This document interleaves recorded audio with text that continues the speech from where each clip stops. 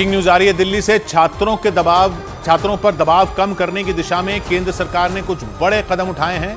शिक्षा मंत्रालय की तरफ से कुछ बड़े दिशा निर्देश प्रतियोगी परीक्षाओं की तैयारी करवाने वाले कोचिंग सेंटरों के लिए जारी किए गए।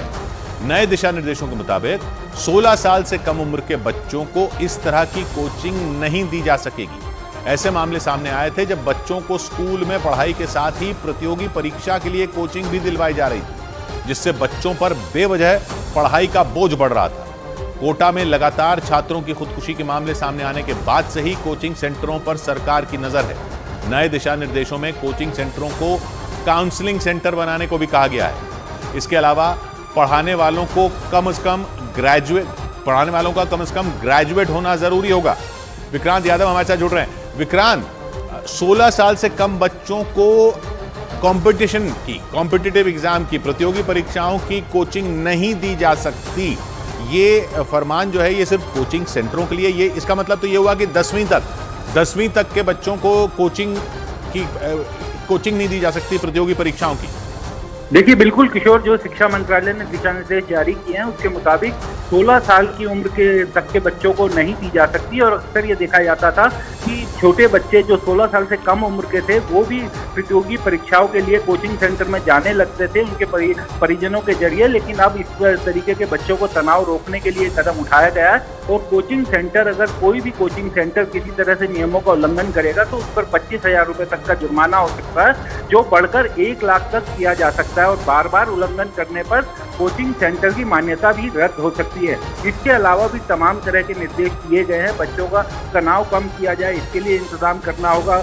जो ट्यूशन जो वहाँ पर पढ़ाएंगे बच्चों को उनकी शिक्षा को लेकर कहा गया है। इसके अलावा तमाम तरह के दिशा निर्देशों में, गाइडलाइंस में बातें की गई हैं जिसका पालन सभी कोचिंग सेंटर को करना होगा। हाँ, लेकिन बस ये है कि अब ऑनलाइन कोचिंग वगैरह पर ये कोई कंट्रोल नहीं हो पाएगा अगर कोई करवाना चाहे बच्चों को तो।